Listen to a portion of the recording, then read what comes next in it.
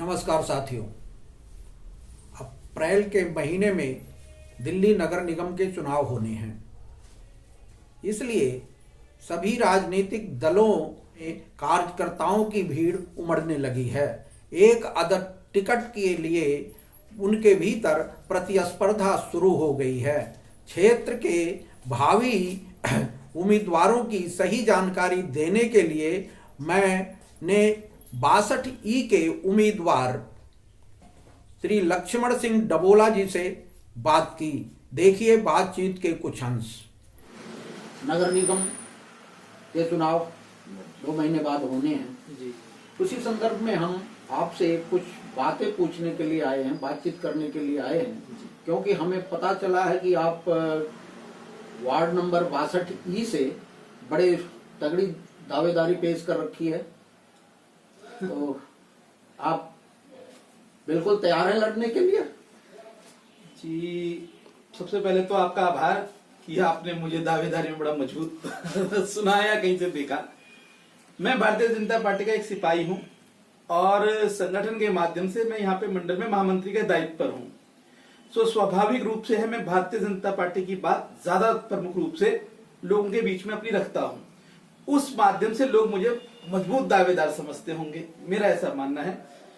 मेरा प्रयास रहता है कि मैं भारतीय जनता पार्टी की विचारधारा, राष्ट्रीय विचारधारा को ज्यादा से ज्यादा लोगों तक पहुंचा सकूं, ये मेरा भाव रहता है। मैं लोगों के बीच में जब रहता हूं, कार्यक्रमों के माध्यम से, आज विधायक जी के माध्यम से कोई कार्यक्रम हो रहे हैं, कहीं के उद्घाटन हो रहे हैं, तो हम उसकी एक अच्छी सी रूपरेखा बने, ज्यादा लोगों तक हमारे आदरणीय मोदी जी के कार्य जाए, तो हम लोगों के बीच में रहते हैं, तो लोगों का प्यार आशीर्वाद हमें मिलता रहता है।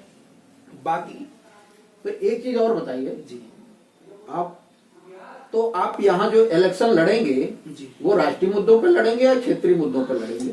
देखिए, निश्चित तौर पर ऐसा है, इलेक्शन हम लड़ेंगे ये अभी तय नहीं है। नहीं, इलेक्शन कमल का फूल लड़ेगा, है ना, भारतीय जनता पार्टी चुनाव लड़ेगी, है ना। ये हम एक ऐसी राष्ट्रीय विचारधारा की पार्टी से, राष्ट्रीय पार्टी ऐसी है जो विश्व की सबसे बड़ी पार्टी है। ये शीर्ष नेतृत्व तय करेगा कि कौन चुनाव लड़ेगा। आज लक्ष्मण सिंह डबोला यदि कोई काम कर रहा है, वो कमल के फूल के लिए काम कर रहा है। और हम स्वाभाविक रूप से, ये नगर निगम के चुनाव हैं, नगर निगम का चुनाव क्षेत्रीय व्यक्ति चुनाव लड़ेगा, क्षेत्रीय मुद्दों पे चुनाव लड़ाया जाएगा। हाँ, आपके पास इस वक्त क्षेत्रीय मुद्दे क्या हैं?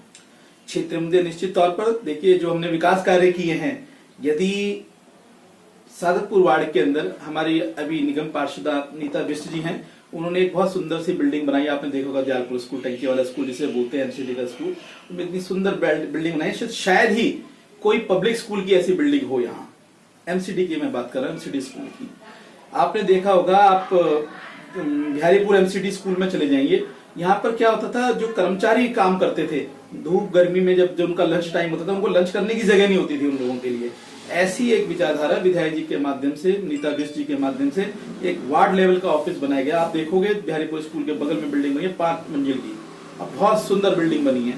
तो ऐसे विकास कार्य कोई सोच ही नहीं सकता कि वार्ड लेवल की बिल्डिंग होनी चाहिए। मगर के स्कूल में सारी सुविधाएं उपलब्ध है और आने वाले टाइम आप देखेंगे, इस वर्ष भी जो एडमिशन प्रतिशत है काफी बड़ा है एमसीडी स्कूलों में। खैर 2 सालों से तो स्कूल बंद ही थे। तो आप बीजेपी में कब से हैं?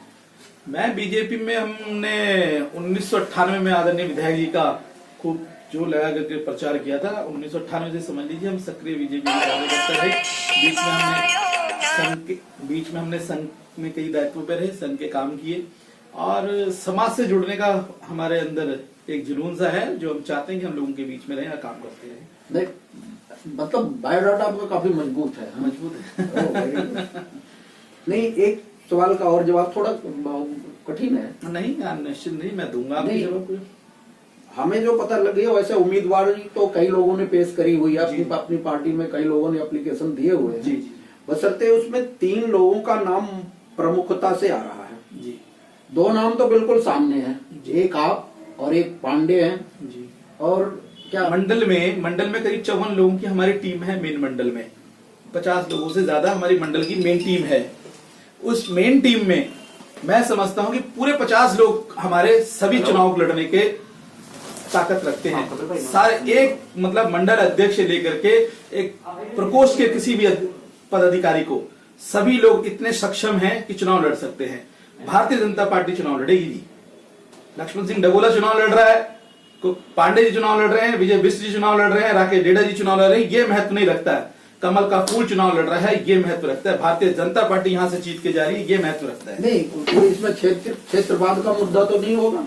देखिए भाई साहब, आप मुझे कहाँ कब कितना जानते हैं ये देखने वाला है। जो लोग मुझे जानते हैं कि मैं यदि अगर राजनीति करना चाहता हूं, मैं क्षेत्रवाद से, जात पात से, पक्षपात से ऊपर उठ करके राजनीति करने वाला व्यक्ति हूं। और मेरा दृढ़ संकल्प है, चुनाव लड़े या ना लड़े, कभी भी अपने जीवन काल में कभी क्षेत्रवाद जैसी भावना नहीं आने देंगे। हम एक हिंदू राष्ट्र के लोग हैं। आप एक चीज और बताइए जी कि नाली, खड़ंजे, सफाई, इससे भी ऊपर उठ के कुछ काम करने लायक है? हाँ, निश्चित रूप से, क्यों नहीं। अब नाली, खरंजे वगैरह तो सब कुछ हो चुका है। हमारे को जरूरत है अच्छे अच्छे सौंदर्यकरण। हमारे जितने कॉर्नर्स हैं, हमारे पास दुर्भाग्य है, हमारे पास इतनी बड़ी जगह नहीं है कि हम एक बड़ा पार्क यहाँ पर बना सके, जगह की वो नहीं है। मगर हम संघर्षशील रहेंगे। यदि किसी रूप में हम पार्टी के अंदर संगठित रूप से कहीं अच्छी जगह पे हमारे को पहुंचने का समय मिलेगा तो हम अपने क्षेत्र की बातों को जरूर रखेंगे। यहाँ पे एक अच्छे पार्क की व्यवस्था होनी चाहिए, यहाँ पे अच्छी अच्छी डिस्पेंसरियां होनी चाहिए। जो लोग यहाँ से जीटीबी हॉस्पिटल जा रहे हैं, है ना, हमने कई बार बातें रखी है, विधायक जी के भी ध्यान में है, आदरणीय सांसद मनोज तिवारी जी के भी ध्यान में है। बड़ी अच्छा हॉस्पिटल की व्यवस्था हमारे यहाँ आने वाली है।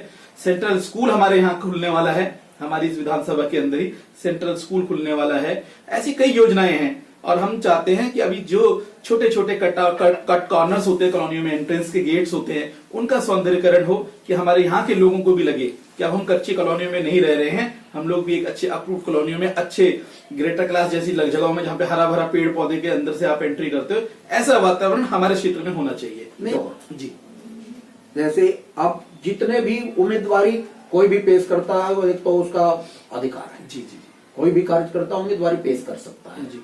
लेकिन उसमें जो हमने जाना है, जो सुना है, वो यही है कि भाजपा में मंडल से लेके और ऊपर तक के लोगों की राय ली जाती है। जी। तो मोहन सिंह जी कोई छोटे नेता नहीं है, बहुत बड़े नेता जी। 20 साल का उनका सिटिंग कार्यकाल है जी। ऐसे में, और उनका क्षेत्र है।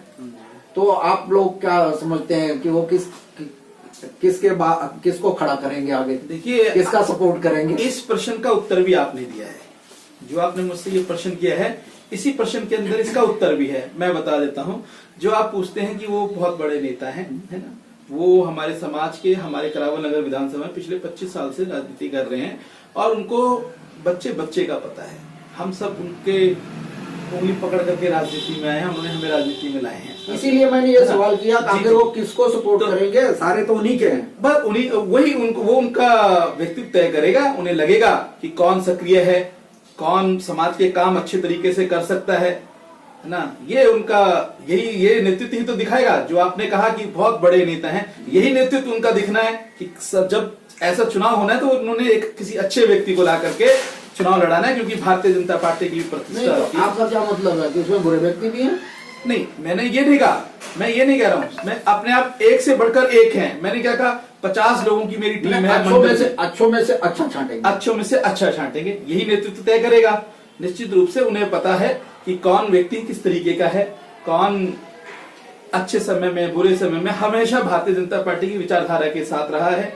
वो तय करेंगे कि कौन बंदा अच्छी जगह जाकर के अच्छे काम हमारे क्षेत्र को दे सकता है, कौन उनके साथ कंधे से कंधा मिला करके भारतीय जनता पार्टी का विकास कर सकता है, संगठन को मजबूत कर सकता है, क्षेत्र के लोगों के काम कर सकता है, कौन समाज के लिए अच्छे कामों की योजनाओं को ला सकता है। वैसे मैं आपको बताऊं जी, जो बाहर हवा में खबर है जी, वो यही है कि शायद आप ज्यादा नजदीक हैं। देखिए, उनका आशीर्वाद आप पे ज्यादा है। करावल नगर विधानसभा में करीब 3 लाख वोटर हैं, 3 लाख से ज्यादा वोटर्स हैं, है ना, 3 लाख वोटर से ज्यादा हैं। और जितने लोग राष्ट्रीय विचारधारा के लोग हैं, सभी लोग उनके प्रिय हैं। जो राष्ट्र सेवा की, राष्ट्र सर्वप्रिय के नारे के साथ भारतीय जनता पार्टी के लिए काम करते हैं, उसके लिए मोहन सिंह बिष्ट जी सबसे प्रिय है। तो मोहन सिंह बिष्ट जी के लिए बहुत लंबी कतार है, सारे लोग प्रिय हैं। और मैं समझता हूं ये नेतृत्व ही तय करता है, उनकी क्षमता ही तय करेगी कि कौन यहाँ से सक्रिय व्यक्ति है और जो समाज के लिए, समाज कल्याण में लगे। आप सीधे साधे, मैं ये चीज और भी देख रहा हूँ कि अभी तो केवल टिकटों की भाग दौड़ हुई है, अधिसूचना भी नहीं जा रही है, मगर फिर भी बहुत सारे लोग अपना कैंपेनिंग एक तरह से शुरू कर दिए हैं।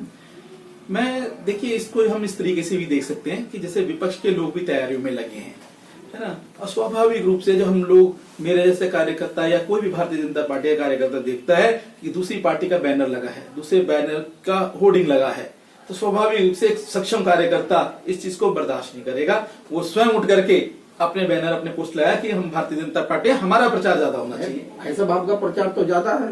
बिल्कुल निश्चित रूप से होगा। क्यों, एक वो कैरी बैग मेरे पास भी है, थैला होगा, वो मैं पर्यावरण के ऊपर काम कर रहा हूँ। हाँ। पर्यावरण के ऊपर हमने काम किया है कि हमारा लक्ष्य है कि लोग प्लास्टिक की थैलियों का बहिष्कार करें, कपड़ों के थैले का इस्तेमाल करें। तो पूर्व में अभी पिछले महीने में हमने ये पूरी एक बहुत अच्छी भूमिका निभाई। 4000 घरों में हम घर घर जाकर के थैले बांट करके आए और सबसे आग्रह किया, बहन जी से आग्रह किया, कल आप शनि बाजार जाएंगे तो कपड़ों के थैलों में सब्जियां लाएंगे। इस तरीके का हमने प्रारूप तैयार किया। आपका है आम के आम गुठलियों के नाम, देख लीजिए, अब आपका आशीर्वाद मिलना